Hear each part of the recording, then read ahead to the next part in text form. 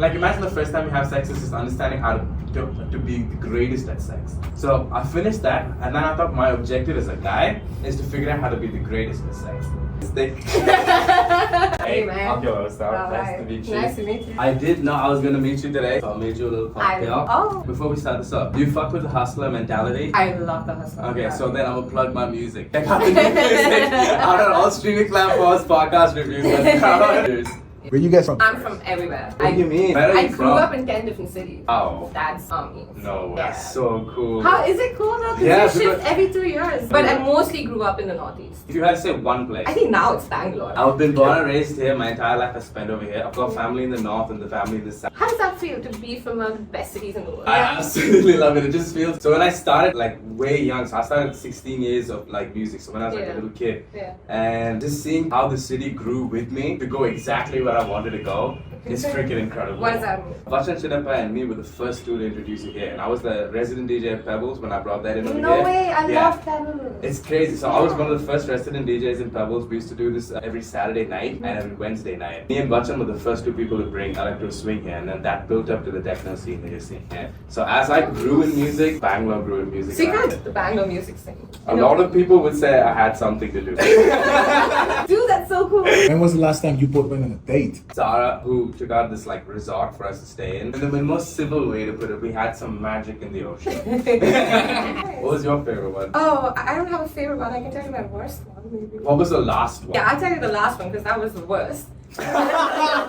So there's this guy, he's really cute, looks really good, everything's going great. And Bangalore? then in Bangalore, 30 minutes of being on the date, this girl walks in with a bunch of friends. Okay. She looks at us, runs towards us, grabs me by the collar, and she's like, "What are you doing with my boyfriend?" And I'm like, I have no idea. This is the first time I'm meeting him. I'm so sorry. And she just starts crying, and she's like, she's showing me texts where he's sending nudes to people, and I don't know what's happening. He's sending news to people. What is your view on arranged marriage and love marriage in India? I think all our parents were in an arranged marriage. Your parents were in an arranged marriage? Yeah. My parents had fucked up. They were in a love marriage. All their family Families disowned split, them everything. and all of that crap. Oh, Exactly. yeah. Okay, but you were going. But yeah, but like I don't think any of our parents are really happy in that. So I don't think arranged marriages actually work.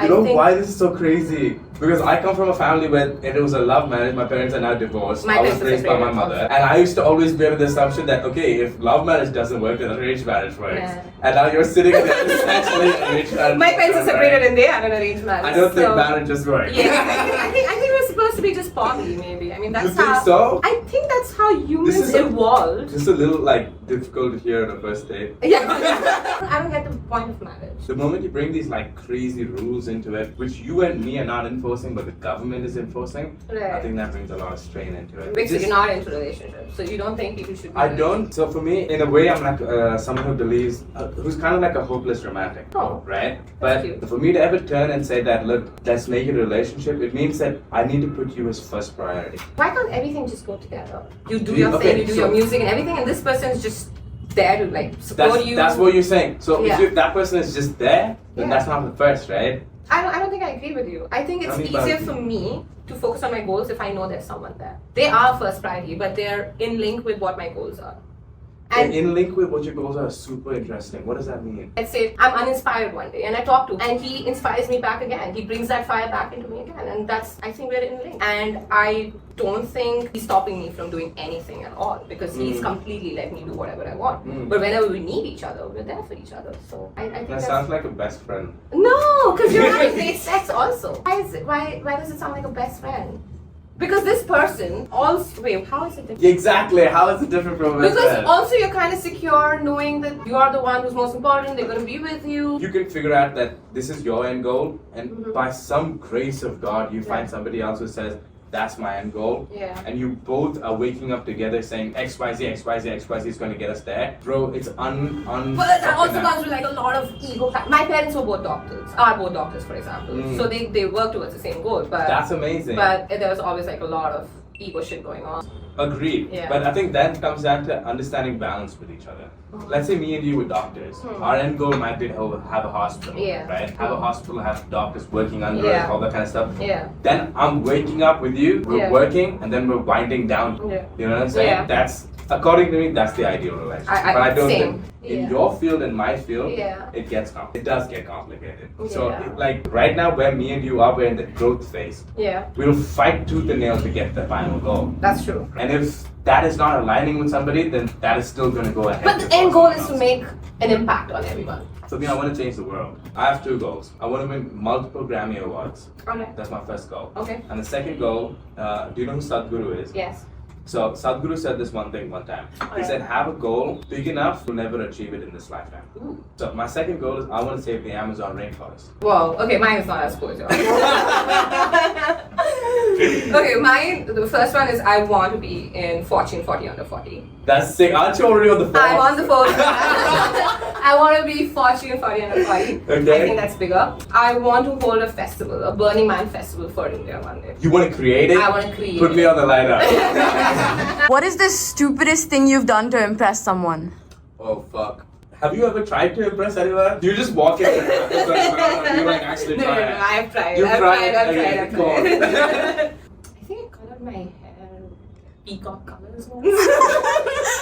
Because that guy's like, ooh, I'm into all this shit. And I had like blue, green, and red and purple everywhere. I don't think it was that stupid, but I think I got thrown out of class for that. That was in college? That was in college. That was in Manipal. And Manipal is known to be kind of okay Yeah, I with performed in things. Manipal. Yeah. Oh, yeah, you have? Yeah, Yeah, I sold that. and people are generally okay with things, but that did not ride with my teacher. Bro, I think for me, it was in school. I used to be a fat child. When you say fat, how fat? I was 149 kgs. I was So obese. I was beyond obese, morbidly obese. And look at you now. Hard work. You like how this looks like? Yeah. Appreciate it. That's when like Ashton Kutcher was doing the whole punk thing on Yeah, MTV. yeah. And there was this girl. Okay. I'm gonna say her name, but whoever the fuck is editing this shit, like censor that shit. It's me. I'm the one editing it. With her and her. But yeah, me. Her name was. Do you still know her? No, I don't. Okay. She was going to the library once. I was head over heels for this girl. Loved this girl. Alright. Right? And everything she did, she was in the choir, she was the head of her class. She Whoa. was She's like, perfect. She's bro, golden she was girl. the I just fucking loved it. And it was everything I wanted to be, and she was already in. So this is what happened. Alright. So I told my friends, hey, what if I just asked her out? But we'll do it as a punked video. Because, bro, at the point in time, she was the apex girl. And I was a fat kid. So I thought if I asked her, she would say no. So I said, let me just do it as a joke. All my friends were near the library and they were hiding in different corners. So she was walking up to the library. And I just came out of the library and I was like, hey, listen, like, I really like you. And I told her why I liked her. I told her, like, you know, the things that I thought were really attractive about her and everything. I said, do you think we could go on a date? Completely expecting for her to say no. Right. And she's like, yeah. And I was like, no. No. And exactly at that point in time, I was just praying these guys would shut the fuck up. Everybody jumped out and was like, you're punked! And I was like, no! And I lost it. Next question. What is the worst lie you have ever told your partner? It's gonna be like selfish. Yeah. But I said I love you before I actually love somebody. I've done that. I don't think I've done anything worse. I think I said I love you before I actually love you. Because they said I love you first and you don't know what to do. Or Yeah. no? Or Yeah. did you do it just No. to sleep with it? I've never in my life done anything for sex. A lot of guys might not relate to this. Sex is not like my primary agenda. It's never been, and it never will be. Yeah, because you said that. Because you were like, it's either to build an empire or it's. Yeah. Yeah, because you never mentioned. It's not super important to me. Yeah. It's beautiful. I love Yeah, it. yeah. And I enjoy being with somebody. Yeah. But it's never been the primary agenda. So I've never had to lie to like get into somebody's family. Maybe I've not always been honest with him about how drunk I was. I don't know, I'm sorry, I'm a good child. Can you accept that? Okay, next question. Have you ever faked an orgasm? Yeah. Yeah. So What? How do you fake an orgasm? How do you fake an bro, orgasm? like so many times. Wait, a girl can fake, a guy can't fake an orgasm. No, you can. Can I Bro, say this you- on No, on, yeah, you on can say video? whatever, Where yeah, is yeah, it? you Like, can. what about the liquid? Okay, so wait, there's two things. With protection, without protection. It's with protection, get rid of the protection. Before she sees it? Before she sees it, get rid of the protection. It's not complicated, you can do it. Ah, fuck. When was the first time you had sex? The first time I had sex, I think was when I was 14 or 15, and I was on a cruise ship, and she thought I was 25 years old. Gangster. She thought it told her you were 25. Gangster. I could have mentioned So you it. did lie to have sex? Yeah, the Technically, first time I for the did first my time. last sex. I think halfway through she realized I wasn't 21. Halfway through having Just sex. no, just conversation. Okay. I was like, But she like went on with it. When we had sex for the first time, it was more like education. for you. For me, And because was she teaching you? Yeah, bro. Oh, Now, like, dude, she's a pedo. She knows you're a kid. she She understood everything. Bro, She's teaching us, dude. I don't want to say she's a pedo or not, like whatever. By the time I was in the first PUC, I wrote a book on how to have sex. No way. How to make sure the woman squirts, how to make sure the female orgasm happens, everything before you bust it up. What was it called? What's the name? It's just called the Sex Book. That was called the Sex Bible. The sex That's called Bible. the Bible. That's called the Bible. How You're you- the sex guru. You're like Osho. Till I got into a fucking relationship. But you should be happy that you have a book. I mean, she was, Yeah. she was well taken She was happy then. She was well taken care of. But my entire objective as like somebody who wrote the fucking Bible is to make sure the bed is soaked before I get up. What? Before I get up. Before I get in, the bed is soaked. Whoa. Yeah. Now I can understand why you wrote the book. Yeah, it's a good book, bro. If I publish that shit I want a now. copy of that book. Are you a giver or a receiver? I'm definitely a giver. What does that mean? I want to be the most positive influence I can be on a person. At any point they feel like I'm putting them back or I'm cutting them back from something, I don't want to be in this anymore. Yeah, in every way. I meant like in sexual ways or whatever ways. But I feel like when we were kids, it was all about, hey, you know what, let's have sex and whatever. But now I feel like that vision. I want the other person to be the same way. I want to be an absolute positive influence. Like I want to make sure that every time they see me, they feel more inspired, they feel more ready to do things, and they just ready to go for it. And they feel like every time they meet me, they're just happier after they've met. Yeah. Quite exactly the same. The only thing I would add to it is I don't want to feel like I'm draining something. Exactly, yeah. A lot of times my lifestyle is so work oriented that I feel like that person could have more fun somewhere else. In which case I'd be happy for them to do that. Sometimes that gets a little tricky. I just know that maybe you don't share this like drive. Right. So just go somewhere else. Maybe we're like so close to that point of time where they don't feel like going somewhere else. But would you date someone who doesn't have the same drive? Uh, I don't think I could. I think that's the number one thing that attracts me to a person. The fire that they have. The fire? Yeah, for sure. Like nothing else matters. If you have that fire and if you inspire me every day, that's all that matters. Craziest place you did it? Army base. We snuck into an army base. I'm an army kid and I am done. I fucked an army base. I fucked an army base, in an airport, in a club, in a smoke room. Oh yeah. You have a rap song about I this. did this shit, son. You gotta rap about all the places you've done it in. Bro, surprisingly, I've never put any of this in the rap. You should. That was Just go this for it interview. right now. Oh, you. I think for me it's probably beach. When you see the beach, in the ocean or in the sand? Both. The sand gets everywhere. It's not that great. 2 weeks later, you're still putting on sand. What about in the ocean? In the ocean, it's fun. Kind of like, see this, Say it. like lubrication. First time I ever had sex in a beach was inside the ocean. So we went super inside and we did it inside. It was literally one of the... I'm an ocean child. Right. I love the ocean. One of my biggest fears is drowning. You know what? I can't get you. I really like the ocean. I really like beaches. Yeah. But I'm kind of scared of the sea at night. As scary as it is, it's equally It's beautiful. Yes. Yeah. There was a point in time I was with this person and we went to Mahabalipuram. She was on the beach and the lifeguard ran in and said, "There's a thunderstorm coming, there's a tornado on the other side, you need to get out of the beach." Okay. That's when I chose to go. And I went all the way in and, No and the way. waves were like That's way scary. higher than me. And I remember just standing there at one point in time and my hands were open. And I'm telling you, like, there's a reason why I'm petrified of like drowning. But I stood there at that point in time and I said, if I'm meant to go, take me now. And I just stood there. Several times in my life, I felt like the ocean just took me as a child and took me. Wow, I think I'm getting goosebumps too. That's good. Yeah, in that cruise ship. Best thing.